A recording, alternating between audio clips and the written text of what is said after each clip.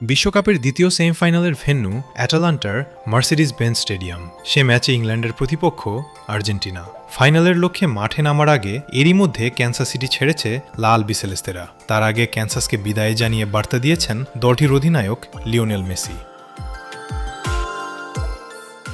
এবারের বিশ্বকাপের বেশিরভাগ সময় ক্যানসাস সিটিতে কেটেছে আর্জেন্টিনার। বিশ্বকাপ শুরুর আগে সেখানেই ঘাঁটি করেছিল তিনবারের চ্যাম্পিয়নরা। গেল কিছুদিনের জন্য আপন হয়ে যাওয়া সেই শহরেরই এবার ছেড়ে গেছেন মেসিরা। বিদায় বেলায় বাকি সতীর্থদের বেশ আবেগী হয়ে পড়েন মেসি। সামাজিক মাধ্যম ইনস্টাগ্রামে ক্যানসাস সিটিতে দলের অনুশীলনের কয়েকটি ছবি পোস্ট করেন মেসি। ক্যাপশনে লিখেছেন, ক্যানসাস সিটিতে সে লেন্টিতে শেষ দিন, সবকিছুর জন্য ধন্যবাদ।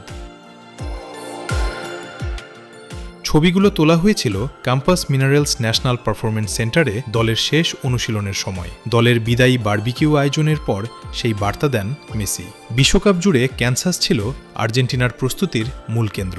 গ্রুপ পর্বে নিজেদের ম্যাচ খেলতে বিভিন্ন শহরে গেলেও প্রতিবারই সেখানে ফিরে এসে পরবর্তী ম্যাচের প্রস্তুতি নিয়েছে লিওনেল স্কালোনির দল। নকআউট পর্বে এসে অবশ্য সেই রুটিনে কিছুটা পরিবর্তন আসে। কেপ ভার্দের বিপক্ষে ম্যাচের পর দল মায়ামিতে অবস্থান করে। এরপর মিশরের বিপক্ষে ম্যাচ খেলতে যায় অ্যাটলান্টায়। পরে আবারও ক্যানসাসে ফিরে আসে তারা।